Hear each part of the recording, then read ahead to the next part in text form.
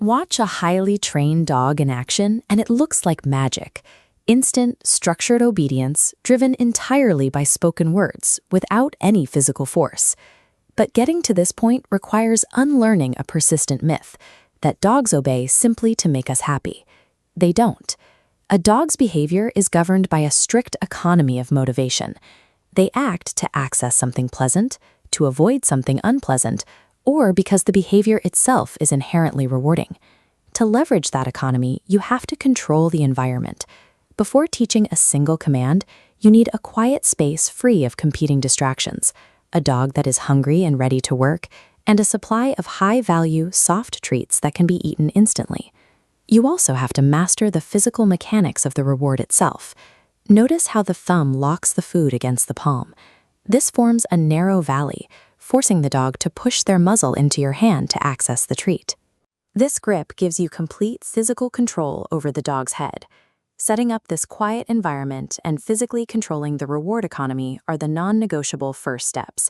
Master this baseline, and you are ready to begin communicating. Your first tool is a continuation marker. This is a specific sound, like the word yes, that acts as a bridge. It tells the dog with pinpoint accuracy that the exact action they just performed is correct and a physical reward is on the way. To build this association, hold a treat near your face to capture your dog's eye contact. Speak the marker word clearly, yes, and then immediately hand them the treat. Here is where most handlers fail. They speak the marker word and move their hand to deliver the food at the exact same millisecond. If the hand moves while the mouth speaks, the dog only tracking the hand. The word becomes meaningless background noise. This timeline illustrates the mandatory solution.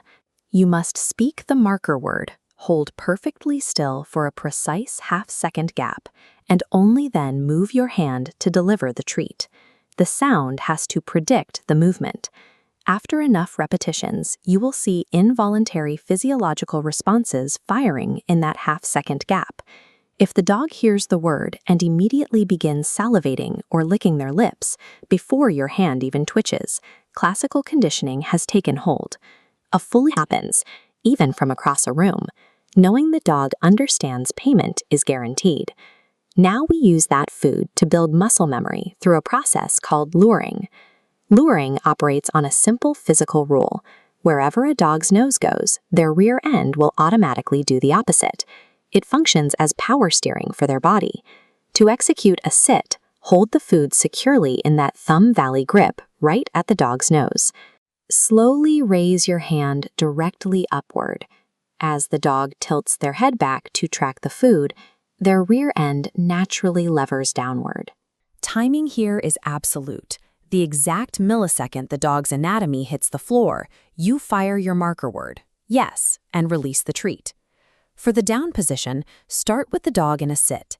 Take the cupped treat and drive your hand straight down to the floor, right between the dog's front paws. If a dog struggles to lay all the way down, adjust your wrist to form a cave. By turning your hand aggressively downward, the dog has to wedge their snout underneath your palm to reach the food. This physically forces their front elbows to drop to the ground. During this entire phase, you must not use any verbal commands.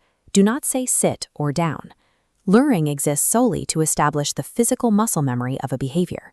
You are building a reliable action, completely independent of human language.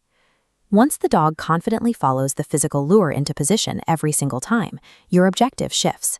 You must transfer that established muscle memory over to a purely auditory command. This is where we encounter a neurological trap called overshadowing. When a dog is presented with two conflicting stimuli, a physical gesture and a spoken word, their brain will ignore the auditory input entirely and focus solely on the visual movement. If you say the word sit while simultaneously lifting your hand to lure the dog, overshadowing guarantees the dog will never learn the verbal command. They are only watching your hand. This diagram shows how to bypass the trap. Instead of the simultaneous pairing shown at the top, we use a strictly chronological four-step formula: command, cue, mark, and reward. You state the verbal command first. Then you remain perfectly still and wait for a distinct gap of time before you execute the physical luring cue. The dog follows the cue into position. The instant they complete the physical action, you fire your marker and then deliver the primary reward. By separating the word from the movement, you force the dog's brain to process the audio. The spoken command becomes a reliable predictor that the physical cue is coming. To prove the dog actually comprehends the word, you have to test them. Stand with your physical body completely neutralized, hands behind your back, zero movement, and deliver the verbal command alone.